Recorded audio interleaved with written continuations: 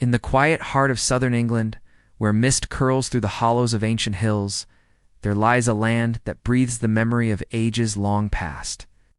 Dorset, a county of cliffs, chalk downs, and secret valleys, hides in its folds a mystery older than any written word.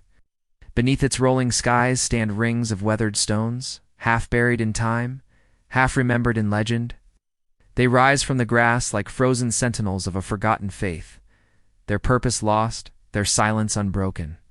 To walk among them is to step outside the modern world and into the breath of the Neolithic, a time when human hands first shaped eternity from the earth. What rituals once unfolded here? What beliefs bound these early builders to the stones they raised? And what whispers of their ancient visions still echo across the Dorset wind? The story begins more than 4,000 years ago, the Neolithic and Bronze Age, between 3,300 and 1300 BCE across Britain. Great monuments of earth and stone were rising. From the wind-swept moors of Scotland to the chalk plains of Wessex, people carved the landscape with sacred geometry. Dorset, often overshadowed by nearby Stonehenge or Abbas, has its own constellation of mystery. Here stand the Kingston Russell stone circle, Hampton Down, the 9 stones of Winterborne Abbas, the Rempstone ring, each a puzzle, each a heartbeat in an ancient network of belief. Though many of Dorset's circles are modest compared to the titanic stones of Wiltshire, their simplicity only deepens their mystery. They are subtle, hidden in farmland or forest, as if the land itself wishes to keep them secret. To understand these stones, we must strip away the centuries and imagine the world as it was. Dorset's Neolithic people were farmers, herders, and craftsmen, lived in small communities, their lives bound to the seasons, their survival to the soil. Theirs was a world without iron or wheels, without writing or maps, yet rich in imagination and connection to nature. They looked to the horizon for guidance, to the stars for meaning, to the earth for comfort. In this sacred relationship between sky and soil, the idea of the stone circle was born. Archaeological discoveries help us glimpse their world. Fragments of pottery, grooved ware, and beaker styles lie buried near many circles. Flint tools, polished axes, animal bones, and traces of hearths marked the places where they gathered. Some enclosures, like the flagstone site near Dorchester, reveal circular ditches containing human burials and offerings of antler charcoal and bone, silent evidence of ritual and reverence. Radiocarbon dating places flagstones around 3,600 BCE, centuries before Stonehenge's first stones were raised. This suggests that Dorset was not a fringe region, but perhaps one of the earliest heartlands of ceremonial life in Britain. Imagine the scene. Communities gathering on a summer morning, hauling great slabs of sarsen from the nearby hills. Men, women, and children move together in rhythm, ropes creaking, chants rising. The stones are dragged on sledges, rolled on wooden logs, perhaps greased with animal fat to ease their passage. The effort itself is a kind of prayer, a ritual of endurance, faith, and unity. Each boulder, once set upright in the circle, becomes part of a cosmic design, a doorway between worlds, a marker between life and death. The construction of a stone circle was not simply an engineering feat. It was an act of devotion that united the tribe. Life in Neolithic Dorset was inseparable from nature's cycles. The people planted barley and wheat in spring, herded cattle in summer, gathered grain in autumn, and watched the sky for omens in winter. The rising and setting sun governed their days, and the moon's phases their months. When they looked at the stars, they did not see cold points of light. They saw spirits, ancestors, and gods. The stones they raised may have mirrored those constellations on earth, turning the landscape into a living reflection of the heavens.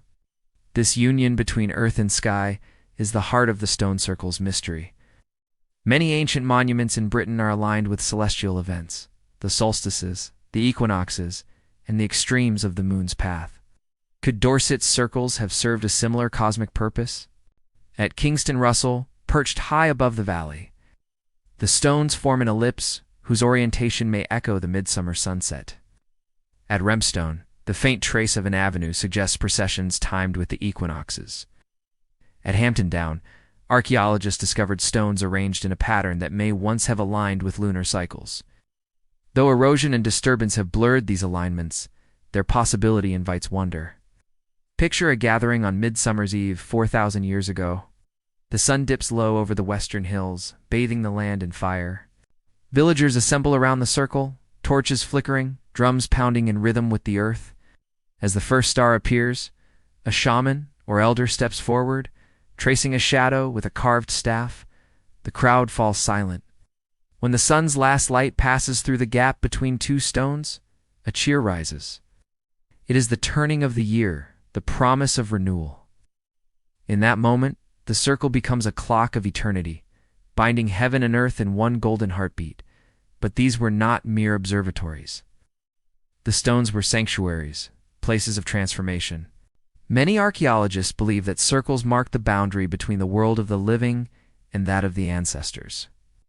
The living gathered to commune with spirits, to offer thanks, or to seek guidance. Some circles, like the 9 stones of Winterborne Abbas, may have been linked to fertility rituals or healing ceremonies. The number 9 itself held symbolic power across ancient Europe, a number of cycles, rebirth, and cosmic balance. Others speculate that the stones served as acoustic chambers, amplifying voices and drums into trance-like resonance. The very act of sound within stone could have been seen as summoning divine presence. The people who built these monuments likely believed that stone carried memory, that it was alive in ways the living could not comprehend. In many ancient cultures, stone was thought to hold the essence of ancestors.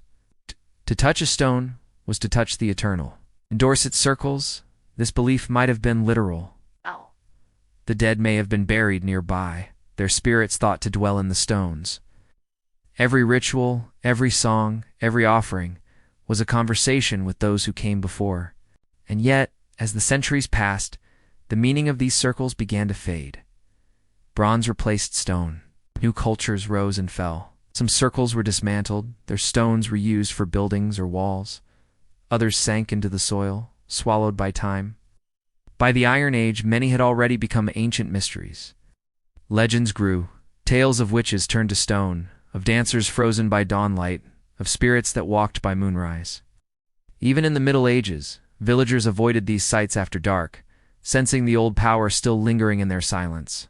Today, when you stand within one of Dorset's surviving circles, that feeling returns.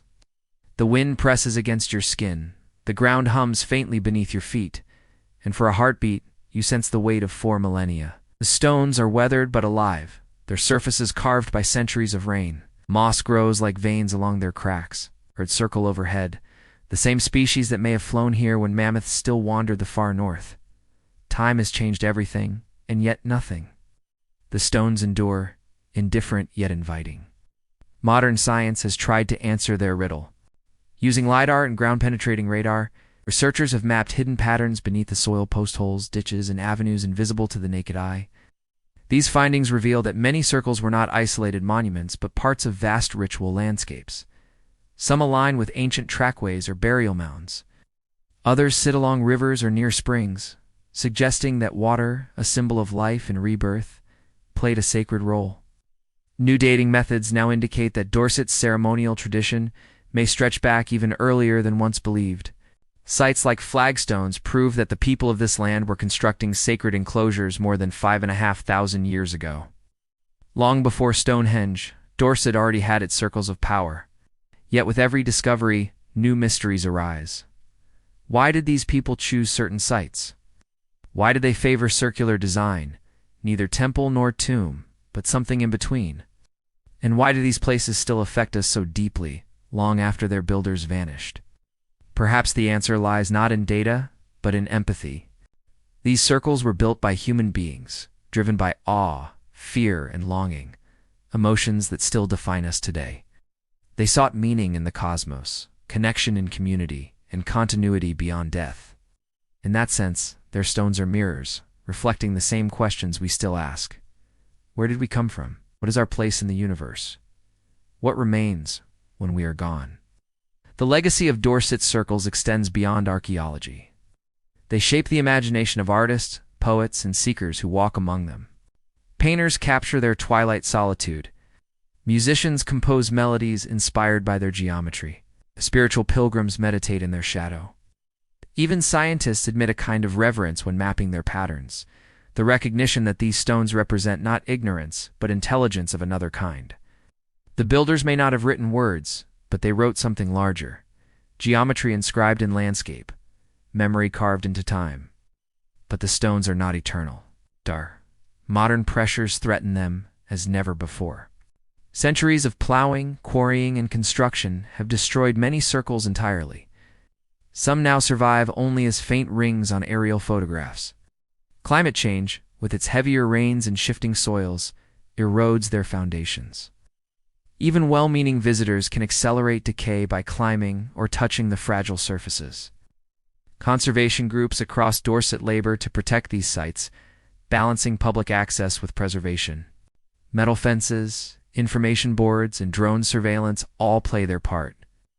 But the greatest protector is awareness, the understanding that these monuments are irreplaceable windows into human beginnings.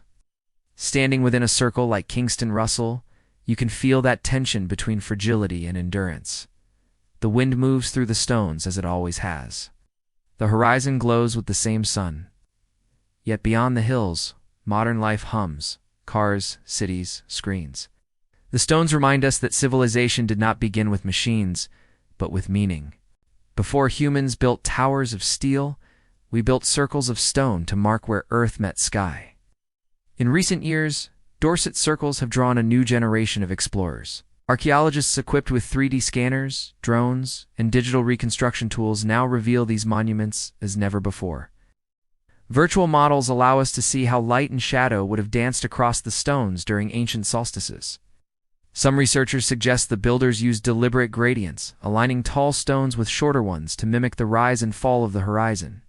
Others point to subtle acoustics, how sound reverberates within certain circles, creating an otherworldly resonance.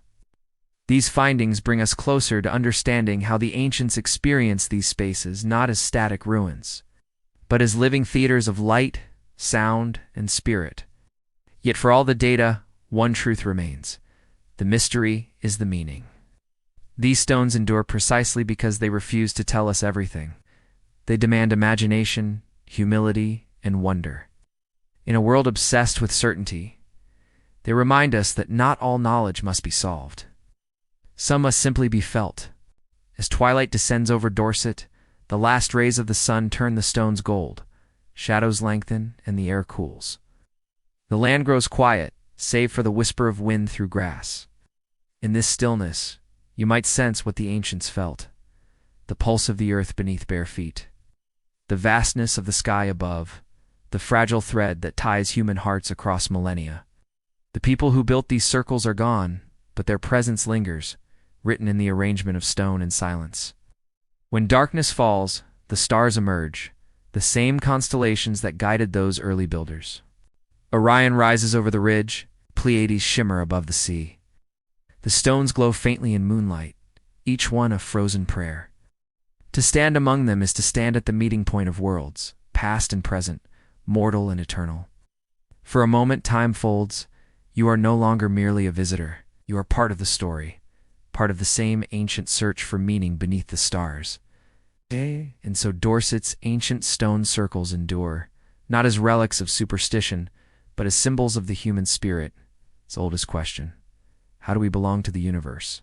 Every alignment, every carved face of rock, every echo of ritual is a reminder that we once listened closely to the rhythms of the cosmos. We built in harmony with the earth. We sought balance, not dominion. The circles still teach us that truth, if only we pause long enough to hear it. Perhaps that is their true purpose, not to record time, but to awaken it within us. They ask us to remember what we have forgotten, that the sacred still lives in the landscape, that wonder is a form of wisdom, and that the story of humanity is written not only in books and empires, but in the stones beneath our feet. So when you next walk the hills of Dorset, and the mist begins to rise, look for the faint arc of weathered stones. Step quietly into the circle. Feel the weight of silence, the rhythm of wind and heartbeat. You are standing where time began, where belief took shape, where people once turned their eyes to the stars and saw reflections of their own souls. The stones are still there, patient, eternal, waiting. And if you listen closely, you may hear it, the echo of lost beliefs, whispering through the centuries, reminding us that though civilizations crumble and faiths change, the human desire to reach beyond the visible never fades.